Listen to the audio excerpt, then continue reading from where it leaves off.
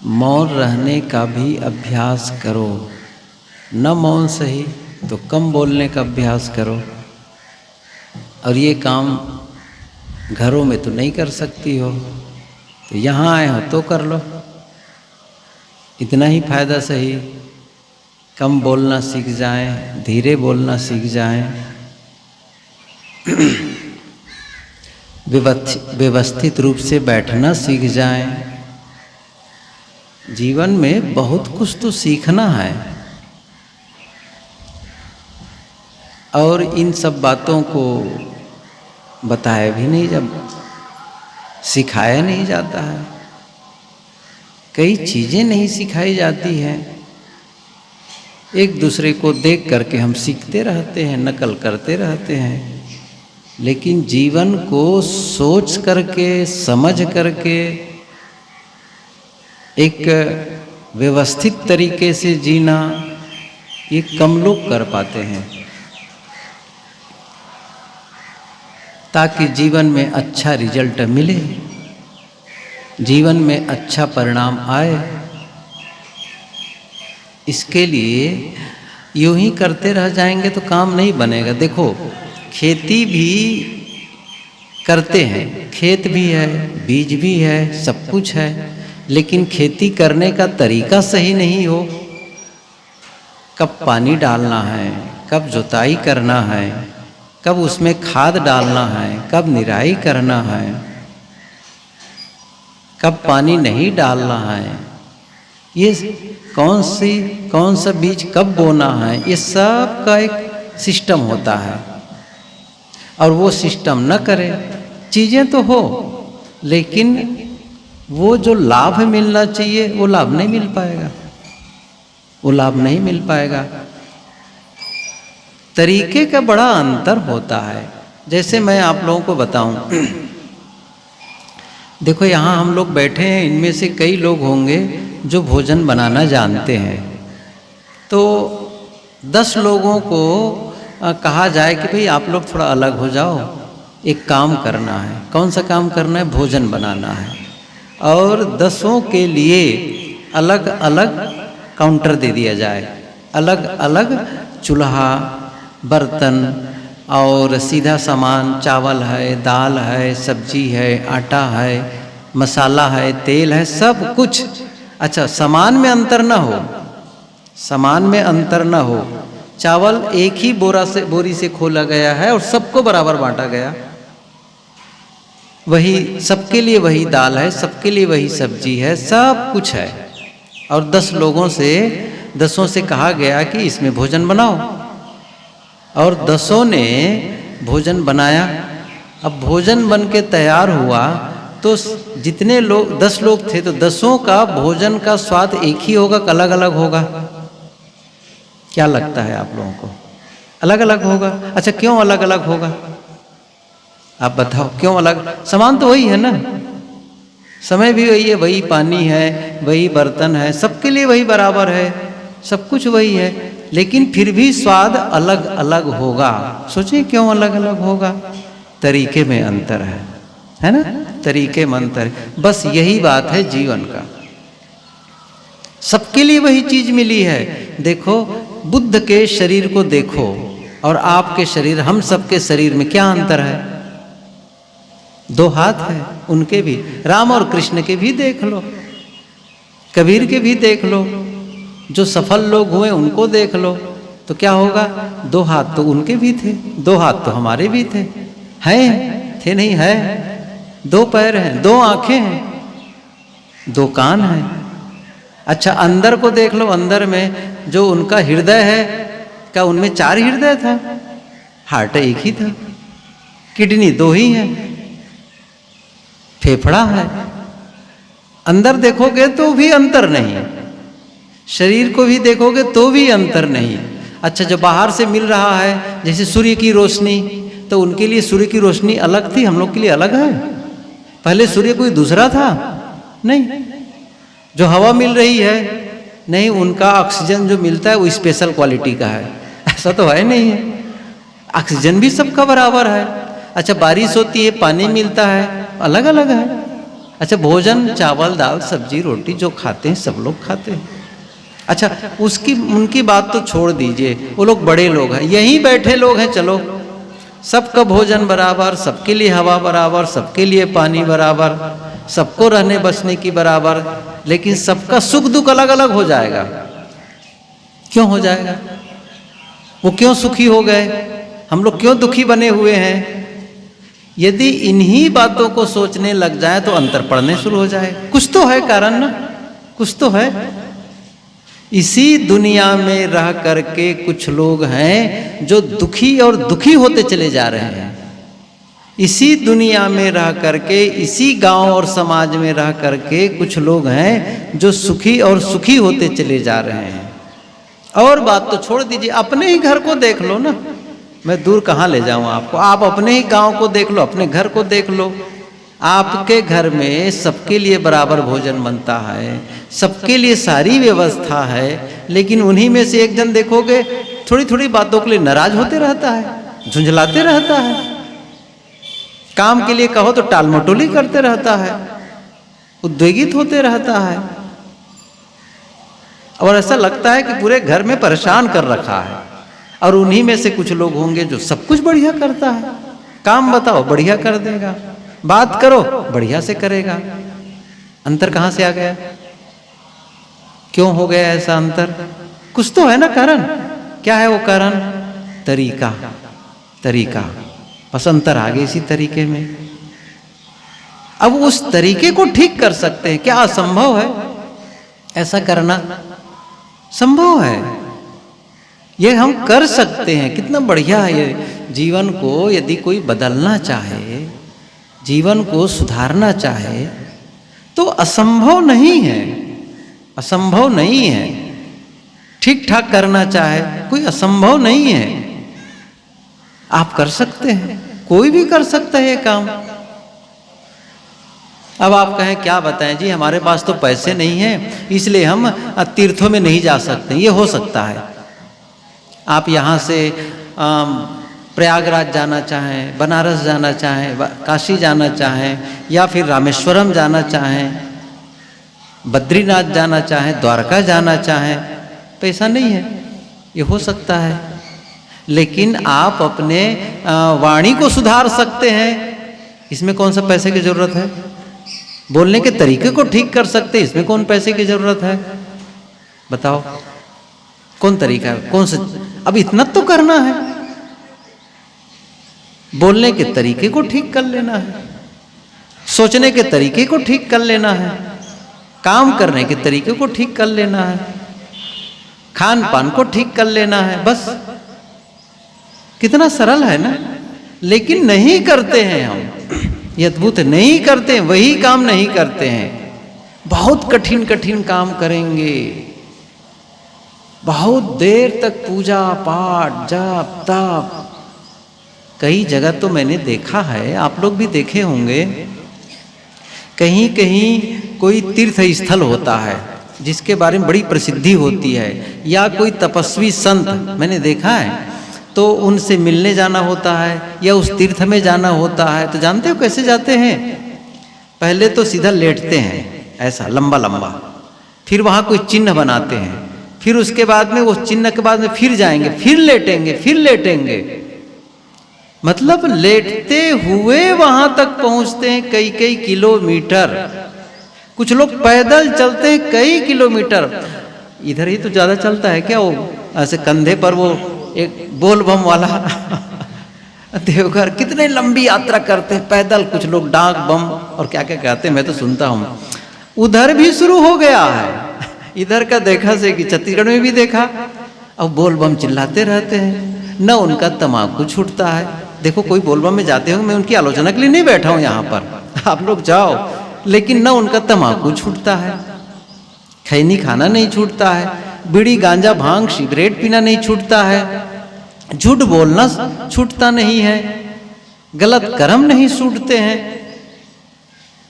तो कठिन काम तो कर लेते हो, सरल काम को नहीं कर पाते हो।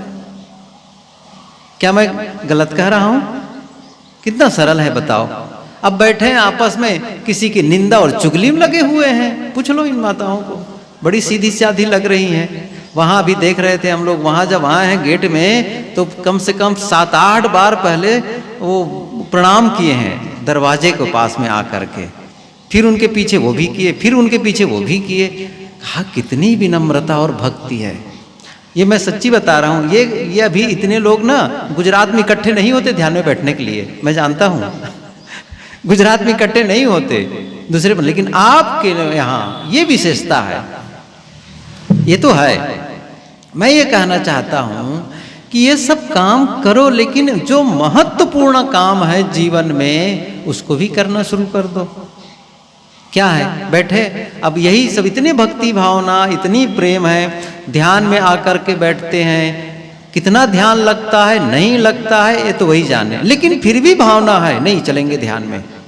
बात मेरी या हमारे साथियों की बात कितनी समझ में आती है ये तो पता नहीं, लेकिन फिर भी सुनने आते हैं।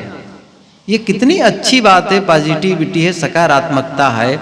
मैं ये कहना चाहता हूँ साथ साथ में जीवन में कुछ ऐसी चीजों को जोड़ दे जिससे जीवन एकदम बदल जाए, और जब वो बदलेगा तो जीवन से जो परिणाम आ रहा है, जीवन में जो रिजल्ट आ रहा है वो बदल जाएगा। मैंने कहा था ना, भोजन को उदाहरण दिया, भोजन अलग अलग बनाने वाले। एक आदमी, मैं एक बड़ा सरल उदाहरण दूं, कई चीजें होती उसमें, केवल सामान को भोजन में डालना ही पर्याप्त नहीं होता है, लेकिन साथ साथ में आपका विचार, आपकी भावना भी वहां काम करता है काम करते हैं ये। आप भोजन बनाते समय चीजें तो सब डालेंगे, आप भी दूसरा भी, लेकिन यदि आपकी भावना विकृत है, दुर्भावना है मन में, अब वो जो भोजन बनेगा वो, और एक पवित्र भाव से, शुद्ध भाव से एक बनाएगा, वो अंतर हो जाएगा। ये अद्भुत है ये नियम। इसीलिए मैं तो कई बार सुना हूं, आश्रम में जाते हैं लोग, या फिर आपके घरों में संत जाते हैं, भोजन बनाते हैं, और जब करते हैं कि साहब बहुत मिठाया है, बड़ा स्वाद लगता है, वही चीज तो है भावना। भावना अच्छी भावना से, पवित्रता, पवित्र भाव से आप ये काम कर सकते हैं। मैं कोई असंभव नहीं है काम करना। जब आप भोजन बनाने लगे तो क्या सोचे, अब किसी कहे क्या बताऊं, भोजन बनाना पड़ता है, मुझे ही भोजन बनाना पड़ता है, सारा काम मुझे करना पड़ता है, कुछ लोग सहयोग नहीं करते। अब कितना मन में है, कितना आप परेशान है अंदर अंदर, उस परेशानी से आप बनाएंगे तो कितना बढ़िया, क्या बनेगा वो? नहीं बढ़िया नहीं रहेगा, वो मजबूरी वाली बात है। अच्छा, उसके साथ में ये देवताओं की भी कभी कभी गलती हो जाती है। जो रसोई घर में बनाती है देवी जी, उनके साथ लड़ाई झगड़ा कर देते हैं, उनको डांट फटकार दिए। अब बताओ, उनको जब डांटोगे तो उनका मन कैसा रहेगा, उनके साथ लड़ाई झगड़ा करोगे तो उनके साथ उसका मन कैसा रहेगा, खराब रहेगा, अशुद्ध रहेगा। और उसके बाद भोजन वही परस के देंगे तो आपको कैसा लगेगा। इतना तो ध्यान रखना चाहिए। ना आप ध्यान रखते हैं, न वे लोग ध्यान रखती हैं, और बस ये बदलता चला जाता है। मैं क्या कहना चाहता हूं, एक भाव, और बड़ा सरल भाव। क्या सरल भाव है, मन में क्या सोचना है, मैं भोजन बना रही हूं या बना रहा हूं। भोजन क्यों? क्योंकि घर के जितने सदस्य हैं वे कौन हैं, देवी और देवता हैं। आखिर हम लोग कबीर के तो अनुगामी है ना, कबीर के तो अनुगामी है। कबीर ने यही तो कहा है, उन्होंने कहा है कि कहीं मंदिर में देवी देवता है, किसी आकाश में देवी देवता है, ईश्वर ब्रह्म परमात्मा है। ये तो कबीर ने कहा ही नहीं है, उसने तो साफ साफ कहा है, घट घट में दिल में खोज दिलई माँ खोजो यह करी माँ रामा। कहाँ है वो? दिल में है। जिस परमात्मा को तुम बाहर खोज रहे हो, आकाश में खोज रहे हो, तीर्थों में खोज रहे हो, मंदिरों में खोज रहे हो, वो बाहर नहीं है। कहाँ है? दिल में है, दिल में है। ये बात मैं पहले भी कह चुका हूं। उनकी पंक्ति सब याद है लोगों को, कस्तूरी कुंडल बसे मृग ढूंढे बनमाही, ऐसे घट घट राम है दुनिया जानत। मृग के नाभि में कस्तूरी है, सुगंधी आ रही है, और मृग उसको ढूंढ रहा है घास फूस में, जंगलों में। मिलेगा? नहीं मिलेगा। नहीं मिलेगा। एक पंक्ति है कबीर साहब की, बहुत प्रसिद्ध है, मोर हीरा हेराएगे कचरे माँ। सुने हैं कभी? मोर हीरा हेराएगे कचरे ढमा। कोई ढूंढे पूरब, कोई ढूंढे पश्चिम, कोई ढूंढे पानी। ये कितनी अच्छी बात कबीर साहब जी कहते हैं। सोचो, ढूंढ रहे हैं हीरा को।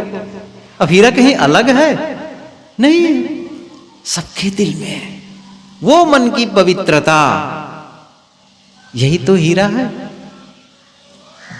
जो शुद्ध आत्मा है वही तो हीरा है, कहीं अलग ढूंढना है। तो ये मान करके कि घर में जितने लोग हैं वो देवी और देवता हैं, तो मैं उनके लिए प्रसाद बना रहा हूं, प्रसाद बना रही हूं, भोग लगाना है। सोचो, आप जिनका बहुत सम्मान करते हो वो आपके गुरु महाराज हो सकते हैं, या मैं इसको थोड़ा दूसरे ढंग से कहूं, जिन्हें आप मानते हैं कि मेरा वो इष्ट है, चाहे आप राम को मानते हो, कृष्ण को मानते हो, शिव को मानते हो, बुद्ध को मानते हो, कबीर को मानते हो, या जिस भी महापुरुष को मानते हो। और कल्पना करिए, कल्पना है ना, कल्पना क्या करिए, वो आपके घर आने के लिए सूचना भेज दिए हैं, मैं सुबह आने वाला हूं 10 बजे, दिन में 10 बजे मेरे लिए भोजन बना कर रखना। सोचो कैसा होगा। आप भोजन बनाएंगे तो कितना बढ़िया भाव से बनाएंगे। मेरे गुरुदेव आ रहे हैं, मेरे भगवान आ रहे हैं, अच्छा से अच्छा सामान लगाएंगे और साफ सुथरा बनाएंगे कि नहीं बनाएंगे? ध्यान रखो। और भाव कितना अच्छा होगा, आज मेरे गुरुजी खाने वाले हैं, देवी और देवता आ गए हैं खाने के लिए। तो घर वालों को मानो ना, वही बात, घर वालों को देवी देवता मान लो बस, और बनाना शुरू कर दो। अब ये अच्छा, ये कहो नहीं हम नहीं कर सकते, क्यों नहीं कर सकते हैं बताइए? क्या इसमें पैसे लगते हैं? ऐसा करने में पैसा लगेगा? कोई टैक्स लगेगा? जीएसटी लगेगा? पूछो जरा से, कोई टैक्स लगेगा? नहीं। कितना सरल है ये जीवन को सुंदर बनाना, कितना सरल है जीवन का बदलना। मैंने क्या कहा था अभी बीच में, आपके पास पैसे नहीं है तो आप दूर दूर जाकर के, आप तीर्थों में जाकर के, मंदिरों में जाकर के दर्शन लाभ नहीं कर सकते हैं, वहां जाकर के सत्संग लाभ नहीं ले सकते हैं। लेकिन आप घर में ही तो बैठ के काम कर सकते हैं। इसीलिए कबीर पंथ में पंक्ति बहुत प्रसिद्ध है, घर ही में तीरथ मनैबो, मंदिरवा हम का करे जइबो। ये बहुत पुराना है, जब मैं छोटा था तब से सुनते आया। घर में ही तीर्थ बनैबो, घर को ही तीर्थ बनाना है, कहां मंदिर में भटकेंगे? आपके पास पैसा है, मंदिर बना दिए। अब पैसा नहीं है तब, अरे आपका शरीर ही मंदिर बन जाए, शरीर ही मंदिर बन जाए। क्योंकि जब मंदिर में जाते हैं तब पवित्र भाव, पूजा का भाव, विनम्रता का भाव, शालीनता का भाव। आप लोग देखे हैं मंदिर में जाके कोई सिगरेट पीना शुरू करता है? अच्छा, पीता रहेगा बाहर और बुझा के आ जाएगा, सही है। अब ये भी गलती है, एक है। इसका मतलब ये हुआ कि भगवान को केवल आपने मंदिर में मान लिया है, मंदिर की दीवार में, अंदर में, बाहर कुछ नहीं है। फिर बाहर कुछ नहीं है। एक तरफ तो कहेंगे कण कण में भगवान है, जर्रे जर्रे में खुदा है, सब जगह है, सब घट मेरो साईया, कबीर साहब तो कहे ही है। या कहेंगे सिया राम मैं सब जग जानी, अरे सब जगह है, कण कण में है। तो बाहर के भगवान, बाहर भी तो है। आप यदि सिगरेट पी रहे हैं, आप खैनी खा रहे हैं, आप गांजा पी रहे हैं, आप चोरी कर रहे हैं, तो वहां भी तो कोई देख रहा है ना। केवल मंदिर में ही गलत न करो और बाहर गलत करो, ये तो भाई ये बात समझ में नहीं आती है। कबीर ने कहा ये ठीक नहीं है, ये ठीक नहीं है। जिस प्रकार मंदिर में आप विनम्र होते हैं, मंदिर में जाकर के आप अत्यंत शालीन हो जाते हैं, वहां कोई अहम का रोल नहीं रहता है, आपके शब्द बहुत अच्छे निकलते हैं, भक्ति भाव है, तो वो मंदिर आप अपने घर को बनाओ, अपने शरीर को बनाओ। यहां भी कचरा मत डालो। फिर कोई कचरा ले जाकर के मंदिर में डालता है? नहीं, वहां तो साफ करते हैं। तो आप अपने शरीर में कचरा मत डालो, जो शरीर को नुकसान करे वो चीज मत डालो, बस पूजा शुरू हो गई। लेकिन अब हट किए हैं, हम तो वहीं जाएंगे तब पूजा करेंगे, हम तो वहां जाएंगे दर्शन करने के लिए। आपको कहीं न जाना है न कहीं पहुंचना, कुछ नहीं, जहां हो बस वहीं बैठ करके शुरू कर दो। क्या करना है? चुप बैठ लो और सोचो मन में, बस ध्यान दो इस चीज को, मेरा जो जीवन जीने का तरीका है इसको मुझे ठीक करना है, इसे मुझे बदलना है। वहीं से बदलाव शुरू हो जाएगा। आपका संकल्प आपके जीवन को बदलेगा, आपका प्रयास आपके जीवन को बदलेगा। आपके जीवन को बदलने के लिए कोई दूसरा आने वाला नहीं है। न कोई देवी आएगी, न कोई देवता आएगा, न कोई ब्रह्म आएगा, न कोई ईश्वर आएगा, न कोई संत आएंगे। अच्छा, संत आएंगे भी तो इसी रूप में आएंगे, बात बता देंगे, चले जाएंगे, बस। आप उनमें से कितनी बातें ग्रहण करके बदलना चाहते हैं बदल लें, लेकिन आप ये समझेंगे कोई भगवान आएगा मेरे जीवन को बदलेगा, ऐसा हाथ उठाएगा वहां से किरणें निकलेंगी और मेरा जीवन एकदम चमत्कारिक रूप से बदल जाएगा।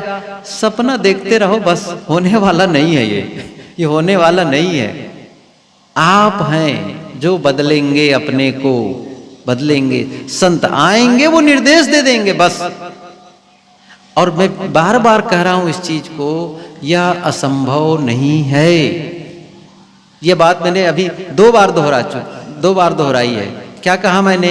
पैसे नहीं है तो दूर नहीं जा सकते। हो सकता है आप पढ़े लिखे भी ना हो या कम पढ़े लिखे हो, कोई बात नहीं है। कोई जरूरी है क्या शास्त्र पढ़ना? नहीं पढ़ पाते, ना पढ़ पाओ, जीवन को पढ़ लो ना बस। बाहर की पुस्तक ना पढ़ पाओ, कोई दिक्कत नहीं है। पुस्तकें जो न पढ़ पाए उसका कल्याण नहीं होगा, जो मंदिर और तीर्थों में न जा पाए उसका कल्याण नहीं होगा। ये कहीं लिखा है? बताओ मुझे, कहीं लिखा है? कहीं नहीं लिखा है। जिसके पास धन कम होगा उसका कल्याण नहीं हो पाएगा, जो अनपढ़ है उसका कल्याण नहीं हो पाएगा, वो जीवन को सुंदर नहीं बना सकता है। ऐसा तो हमने कहीं पढ़ा ही नहीं है। आपको जीवन को सुंदर बनाने में न धन आड़े आने वाले हैं, न विद्या आड़े आने वाली है, न पद, न प्रतिष्ठा, न सुंदरता। क्या बताऊं, मैं तो सुंदर नहीं हूं। सुंदर शरीर को क्या बनाना, मन को बनाओ। शरीर की सुंदरता चाहे जितनी हो, धीरे धीरे सुंदरता खत्म होती चली जाती है। जो सुंदरता आपको 15, 20, 25, 30 के अंदर रहेगी, जब उम्र 15 साल है, 20 साल है, 25 साल है, 30 साल है, वो सुंदरता 60 और 70 में भी रहेगी? नहीं रहेगी। लेकिन मन की पवित्रता रहेगी, जीवन की पवित्रता रहेगी, वो बने रहने वाली चीज है। शरीर चाहे जितना सुंदर हो, ढलना है, मिट्टी में मिलना है, उसको आग में जला देंगे उसको लोग। इसका केवल इतना महत्व है, इस शरीर से एक बड़ा सा काम कर सकते हो। वह क्या है? आत्म साधना, अपने आप से परिचय, अपने आप की स्थिति, आत्म कल्याण का काम कर सकते हैं, जीवन को पवित्र कर सकते हैं। ये इसका महत्व है। ये सुंदर हो न हो, अब जो मिला है हम क्या करेंगे? हमारा कोई चुनाव थोड़ी है। हमारा शरीर लंबा नहीं है, नाटा है, हमारा शरीर गोरा नहीं है, क्या हो गया इससे?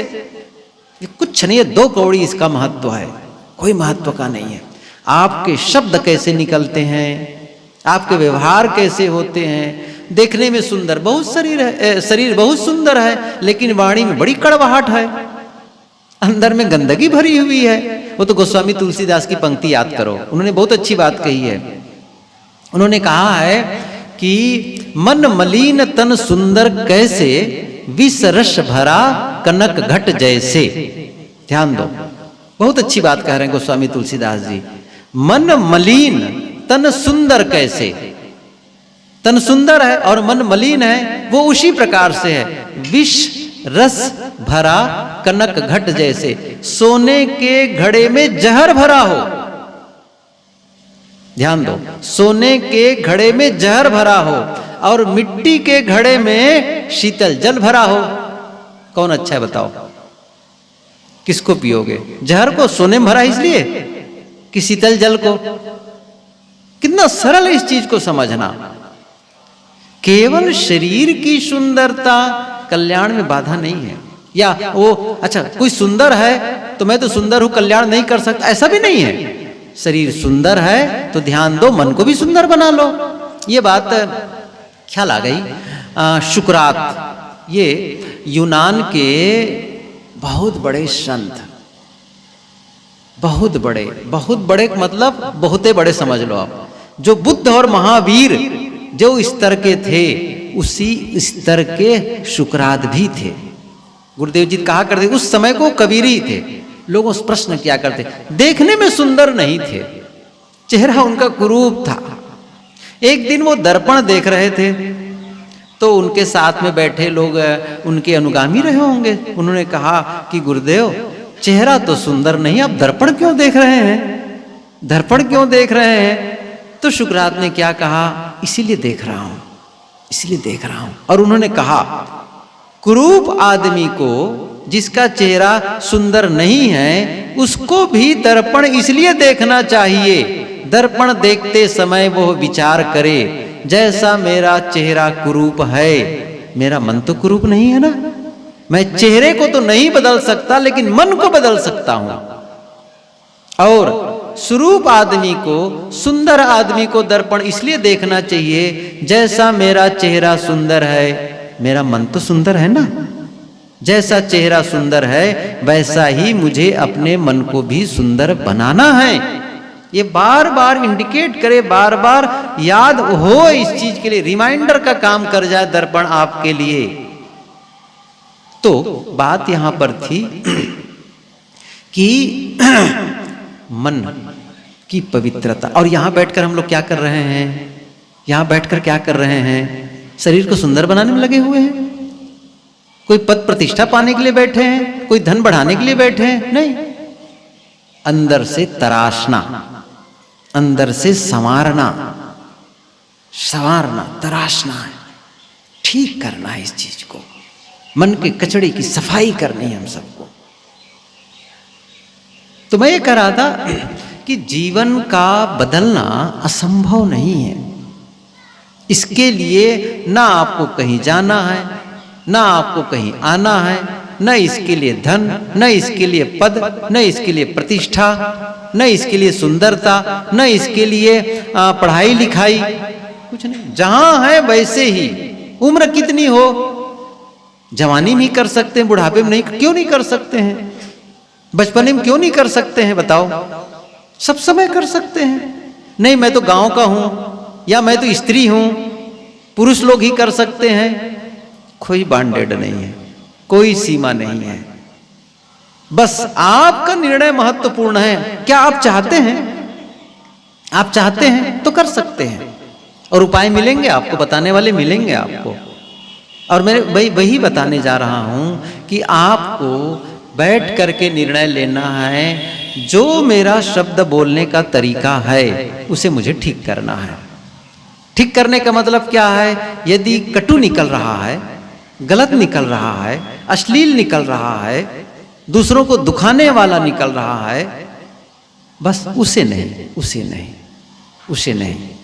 देखो कैसे रिजल्ट बदलने लग जाएगा। अब वही तो शब्द है, जब आप बोलते हैं तो लोगों का दिल दुख जाता है। ये कबीर की पंक्ति याद करो, मधुर वचन है औषधि, कटुक वचन है तीर, श्रवण द्वार होय संचरे, सालय सकल शरीर। शब्द सम्हारे बोलिए, शब्द के हाथ न पाओ, एक शब्द औषधि करे, एक शब्द करे घाव। वही शब्द है जो लोगों को चोट पहुंचा रहा है, लेकिन वही शब्द थोड़ा बदल दिए, वो लोगों का हित कर रहा है, लोगों का फायदा कर रहा है, लाभ दे रहा है। संत भी शब्द बोल रहे हैं, दूसरों के हित के लिए बोल रहे हैं। लेकिन गाली गुप्ता भी दे रहे हैं लोग, डांट फटकार की बातें कह रहे हैं, दूसरों का अहित कर रहे हैं, अपना भी अहित, दूसरों का भी अहित। अब ये सरल सरल बातें हैं जिससे आप जीवन में लाओगे नहीं। अब फिर कहेंगे क्या बताएं, हमारे जीवन में हमारे भाग में ही दुख है, भगवान ही दुख दे रहा है, हमारे कर्म ही गलत है। ये सब गलत है, ये बहानेबाजी है। न भगवान आपसे नाराज है, न आपका भाग्य खोटा है, न आपके कर्म फूटे हैं, सब ठीक है, सब ठीक है, आपको ठीक होना है बस। और कितना बढ़िया सहयोग, देखो कितना बढ़िया सहयोग है, सबके लिए बराबर अवसर है, बराबर अवसर है, बराबर अवसर है सबके लिए। आप चाहेंगे तो हो जाएगा। देखिए मैं एक दो उदाहरण बताता हूँ कैसे।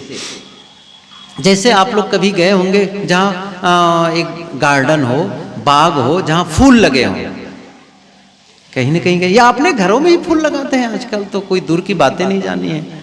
आपका ही घर हो, फूल हो, कई प्रकार के फूल हो, या किसी बाग में जाकर के देखते हो कई प्रकार के फूल लगे हुए हैं।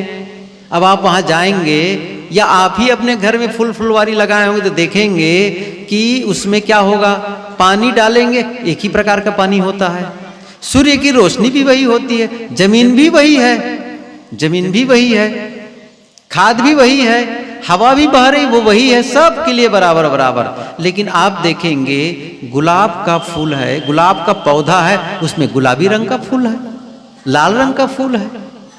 चमेली का पौधा है, उसमें क्या है, सफेद रंग का है, किसी में पीले रंग का है।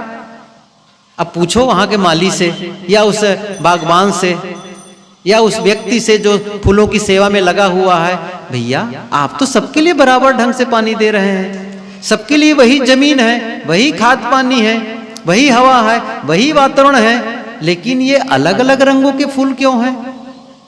इसमें गुलाबी रंग है, इसमें सफेद है, इसमें केसरिया है, उसमें लाल है, क्यों ऐसा है? क्या लगता है आपको?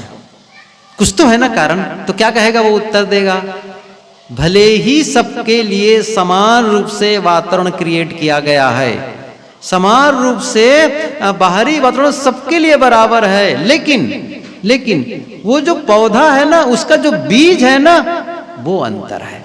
वो बीज, गुलाब का बीज कहता है इस पूरी प्रकृति से, मुझे गुलाबी रंग चाहिए। देखो उसका संकल्प, देखिए मैं शब्द दे रहा हूं, वो शब्द नहीं बोलता है, लेकिन उसके बीज में इतनी क्षमता है कि उसी जमीन से वो खींच लेता है गुलाबी रंग और गुलाब की सुगंधी, उसी से खींच रहा है, उसी से खींच रहा है। और चमेली सफेद रंग खींच रहा है, खींच रही है, और वहीं से चमेली की सुगंधी। क्या वो गुलाब की जो मांग है, गुलाब की मांग है, क्या प्रकृति रोक पाती है? सूर्य रोक पाया? नहीं, उसकी मांग को पूरी। उसी प्रकार से आप जब निर्णय लेंगे, आप संकल्प करेंगे, तो कौन रोक पाएगा? मैं अपने जीवन को बदलना चाहता हूं, मैं पवित्र आचरण करना चाहता हूं, मैं मन को सुंदर बनाना चाहता हूं, मैं वाणी को पवित्र करना चाहता हूं, और करके ही रहूंगा। देखो कौन रोकेगा आपको? कोई नहीं रोक सकता। दूसरी बात, कोई बिगाड़ना चाहेगा तो उनको कौन सीधा कर लेगा? बताओ, कोई बिगाड़ना ही चाहे अपने जीवन को, कौन रोकेगा उनको? बिगाड़ लो भैया। अच्छा, बाहर से रोक भी दोगे, कमरे में जाके बिगाड़ लिया अपने जीवन को, बंद कर लिया। कई लोग देखे ना, बंद कर लेते, फांसी लगा लेते हैं। अब कैसे करोगे उसको? ऐसा भी होता है। आप बिगाड़ना चाहें तो बिगाड़ सकते हैं, इसको सुधारना चाहें तो सुधार सकते हैं। 100 बात की एक बात, आपका जीवन आपके हाथ, बस आपका जीवन आपके हाथ। इतना सरल काम नहीं करेंगे। बैठेंगे, 4 माताएं बैठ गई, काम तो पूरा हो गया घर का, 4 लोग बैठेंगी, कौन सी चर्चा करेंगी? पूछ लो, कौन सी चर्चा करेंगी? पूजा पाठ की चर्चा होती है, ध्यान चिंतन की चर्चा होती है, बस उसकी बेटी, उसकी बहू, उसका घर वाला, उसके यहाँ वो हुआ, ये हुआ, क्या लेन देन है ये? कचरा भीतर है, कचरा दूसरे में फेंक रहे हैं। अच्छा, उसके अंदर कचरा वो भी फेंक रहा है। जहां कचरा फेंकते रहेंगे वहां तो दुर्गंधी ही आएगी, आएगी कि नहीं आएगी? कोई अच्छा भाव सकता है? अब इसको बदलना कोई असंभव है? नहीं। आप चाहो तो भला। मैं क्या कह रहा था, प्रकृति में सारी व्यवस्था समान होते हुए भी अलग अलग रंग के फूल, अलग अलग रंग के फल, अलग अलग ढंग के फल, सबका स्वाद अलग अलग। क्यों? उसी प्रकृति से। अच्छा, इसको और सरल उदाहरण से बताता हूं और बिल्कुल अभी समझ जाओगे। समझ तो गए ही, लेकिन और सरल उदाहरण। आपके घर के पीछे कहीं छोटी मोटी जगह हो तो एक काम करना, कर लेना करके। क्या करना? उसी जगह में थोड़ा सा गन्ना लगा देना एक जगह, थोड़ी दूर हट करके वहां पर क्या लगता है, मिर्चा लगा देना, ठीक है? और थोड़ी दूर हट करके फिर नींबू लगा देना, और थोड़ा हट करके नीम लगा देना। ये सब लगा दिए और सबके लिए वही पानी, वही जमीन, वही खाद, सब कुछ वही ना। जब गन्ना तैयार हुआ, मिर्चा तैयार हुआ, नींबू तैयार हुआ और उसके बाद उसका रस निकालो। गन्ना वाला रस कैसा होगा, मिर्चा वाला कैसा होगा, ये समझ में आ रहा है? नींबू वाला कैसा होगा, खट्टा, नीम वाला, सही है? अब सोचो कौन सा आप रस ग्रहण कर रहे हो। ये रस जब आपके जीवन में दबाव आता है, जैसे नींबू को दबाओ तो रस निकलता है, मिर्चा को दबाओ तो रस निकलता है, गन्ने को दबाओ तो रस निकलता है। जब आपके जीवन में दबाव आता है, दबाव का मतलब प्रतिकूलता, प्रतिकूलता, जब दबाव आता है तो आपके भीतर से कौन सा रस टपकता है? वाणी कैसी निकलती है, व्यवहार कैसे होता है, मन के विचार कैसे होते हैं? वो जो आपने इकट्ठा किया है, जो आपने भीतर इकट्ठा किया है। कड़वा रस, हम में से कौन सा रस अपने अपने सोचो, अपने हमारे से कौन सा रस निकलने वाला है? हम में से बहुत कम, बहुत लोग होंगे जिनमें कड़वा रस निकलेगा, खट्टा निकलेगा, सही है, तीता निकलेगा, मीठा तो बहुत कम लोगों में निकलेगा। आप बदल दो। अब कहो मिर्चत नहीं बदल सकता, नींबू नहीं बदल सकता, लेकिन आप बदल सकते हैं, क्योंकि आप चेतन प्राणी हैं। ये अद्भुत है, आप चेतन प्राणी हैं और वो भी मनुष्य। पशु को कहो तो बदल दो, नहीं बदलेगा। आप मनुष्य हैं, आप चुनाव करते हैं, आप में सोचने की क्षमता है, आप बदल सकते हैं ना। ये मिर्चा, नींबू इत्यादि बदलना चाहें, उसमें चाहने की कोई बातें नहीं है, बस वो बीजी असर है। आप भी बीज वही बो, आप भी संकल्प। ये बीज का मतलब है संकल्प, बीज का मतलब है निर्णय लेना। देखो बदलेगा। और वो किसी को बताने की भी जरूरत नहीं कि गांव वाले के पास या ऊपर छत पर चढ़ गए और भोंपू बजाने लगे, मैं बदलना चाहता हूं। अरे चुप रहो, कुछ मत बोलो, कुछ मत बोलो, मौन होकर के साधना करो, चुपके से, चुपके से, चुपके से। एक आदमी था, वो बीज बो रहा था खेत में, तो एक मित्र ने कहा, जा रहा था, उसने पूछा क्या बो रहे हो? उसने कहा नहीं बताऊंगा। अच्छा ना बताओ, जब उगेगा तो पता चल जाएगा, उगेगा तो पता चल जाएगा। ऐसे ही है ये, जब आपका जीवन दिखेगा ना, वो पता चल जाएगा। ये आदमी काम कर रहा है अपने पर, कुछ तो कर रहा है, कुछ तो बदल रहा है। हम लोग तो दिखावे में रहते हैं।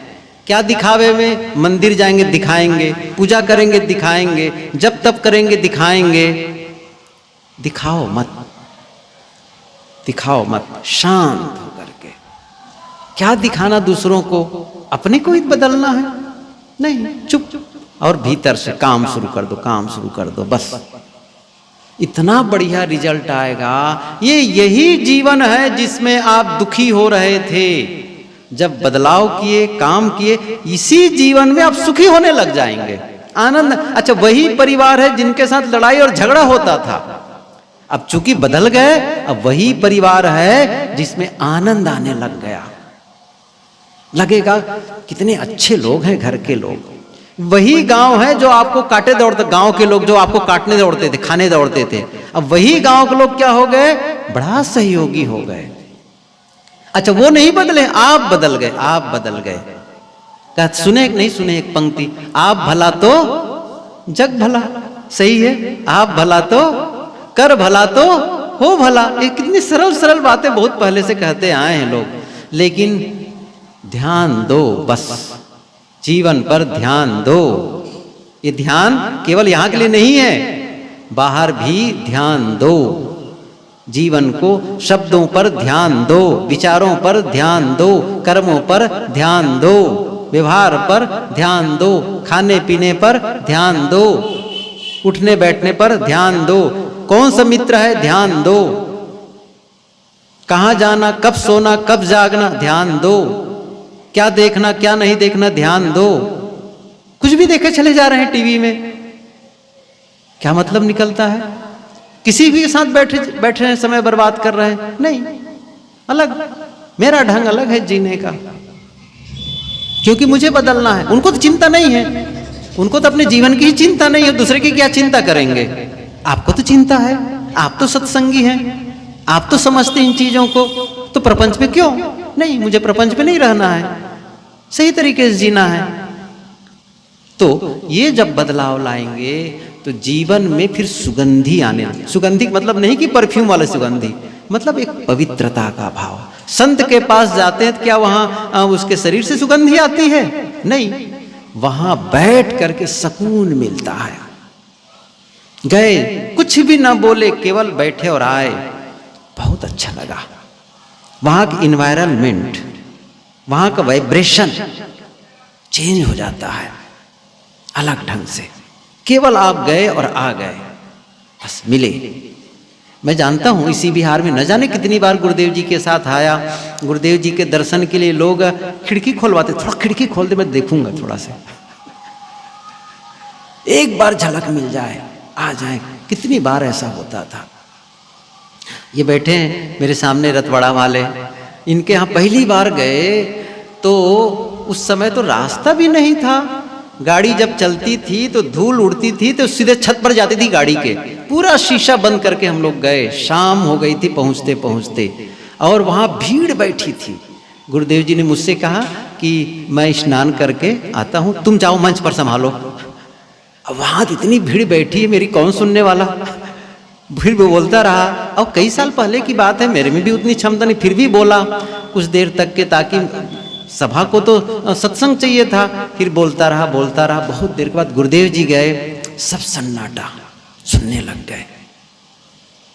3 दिन का कितना रहा सत्संग, और पूरी भीड़। और उसी समय एक नेता कोई आया था, शरद बाबू आए थे हेलीकॉप्टर से, वो याद है, मंच पर भी आ गए थे वो, और बोले थे कुछ, उसी समय की बात है। तो देखना चाहते थे गुरुदेव जी, पास में बैठना चाहते थे। एक जगह की बात है, मुझे पढ़ा रही है, क्या गांव का नाम ख्याल भूल गया। तो स्कूल में आसन था गुरुदेव जी का, मेरा थोड़ा अलग था। तो कपड़ा स्नान करके आए, और स्नान करके अंदर गए। बड़ा सा कमरा था स्कूल का। अच्छा, यहाँ के स्कूल के उस समय की बात बता रहा हूँ। अंदर से कुंडी लगाने की कोई व्यवस्था नहीं, केवल बाहर से लगाने की। तो अंदर स्नान करके आ गए गुरुदेव जी। अब 2 सज्जन बड़े सभ्य फाटक ढकेल करके चले गए अंदर में। उस समय कपड़ा ही पहन रहे थे गुरुदेव जी स्नान करके। गुरुदेव जी ने कहा, कपड़ा तो पहनने देते कम से कम, तब आते। तब वो दोनों सज्जन क्या कहते हैं, अब मैं तो गया, जब बाद में गुरुदेव जी मुझे बुलाए, तुम आ जाओ, तुम कुछ खाओगे, भूख लगी होगी। तो नहीं कहा, अभी भूख, मेरा मन नहीं, भोजन बनेगा तभी, शाम हो गई थी। ऐसा करो तुम जाओ मंच पर, मैं आता हूँ। भेजे, तब भी बताए।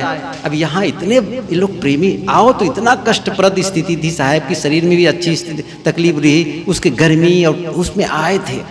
और उस समय जब आए तो 2 सज्जन अंदर चले गए, और गुरुदेव जी ने कहा कपड़ा पहनने देते, फिर आ जाते। उन्होंने कहा, क्या बताएं महाराज जी, अंदर से इतनी बेताबी थी। 15 साल से आपकी पुस्तकें पढ़ रहे हैं, आपको आपके दर्शन के लिए इतने ललायित थे। मैं जानता हूं, ऐसा नहीं कि हम पढ़े लिखे नहीं, मैं इस स्कूल का प्रिंसिपल हूं, और ये मास्टर है, कोई साधारण आदमी नहीं है। लेकिन रोक नहीं पाए, फाटक खोल के आ गए आपके दर्शन के लिए। क्यों? क्या मिलता था वहां पर? उनको कोई धन मिल गया? कुछ तो है वहां, कुछ तो वहां से मिल रहा था। बुद्ध के दर्शन के लिए दूर दूर से क्यों आते थे? कुछ तो रहा होगा। क्या रहा? इसका मतलब है भीतर से पवित्रता। मैं नहीं कह रहा हूं कि हमें भी बुद्ध होना है, हमें भी कबीर की तरह होना है, लेकिन हम अपने जैसे वैसा हो जाएं, एक सही इंसान तो बन जाएं। कब होगा? ध्यान दो, ध्यान दो, बस।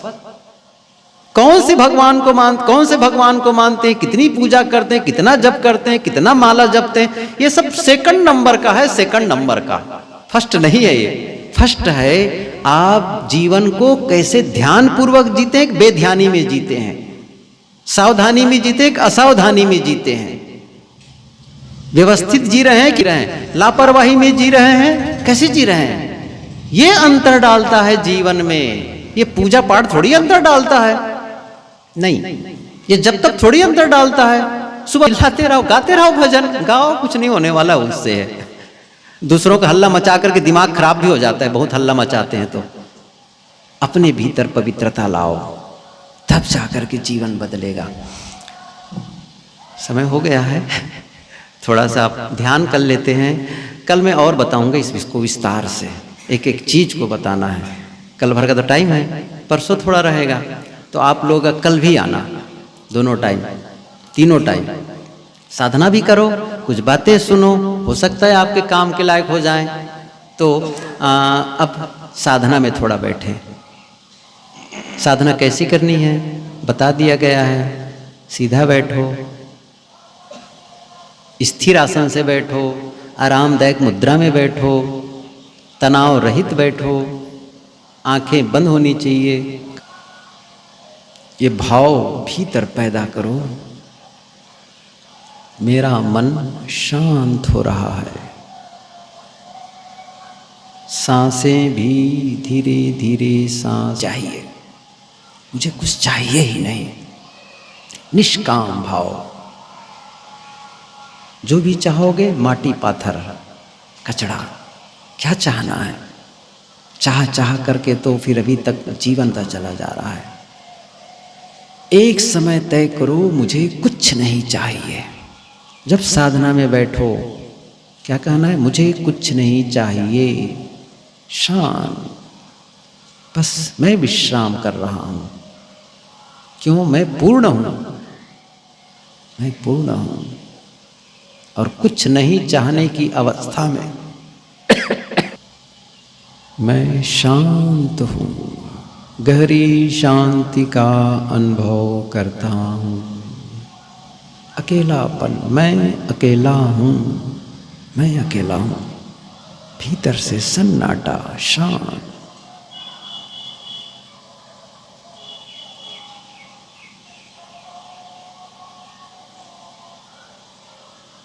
पूर्ण विश्राम।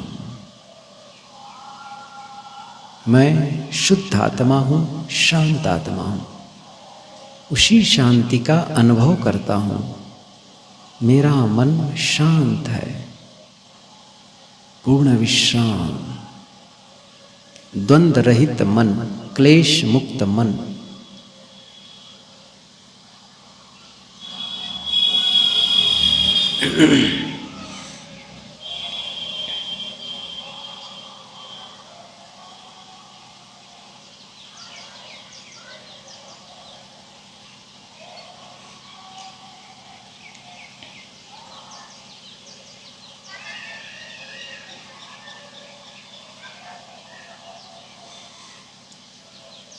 अहम शुद्ध चैतन्य ज्ञान स्वरूपम, अहम शुद्ध चैतन्य ज्ञान स्वरूपम, अजराहम अमराहम अखंडम अनूपम, अजराहम अमराहम अखंडम अनूपम।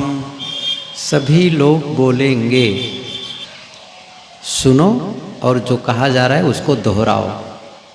अहम शुद्ध चैतन्य ज्ञान स्वरूपम अहम शुद्ध चैतन्य ज्ञान स्वरूपम अजराहम अमराहम अखंडम अनूपम अजराहम अमराहम अखंडम अनूपम अहम शुद्ध चैतन्य ज्ञान स्वरूपम अहम शुद्ध चैतन्य ज्ञान स्वरूपम अजराहम अमराहम अखंडम अनूपम अजराहम अमराहम अखंडम अनूपम अहम शुद्ध चैतन्य ज्ञान स्वरूपम अहम शुद्ध चैतन्य ज्ञान स्वरूपम अजराहम अमराहम अखंडम अनूपम अजराहम अमराहम अखंडम अनूपम। बस।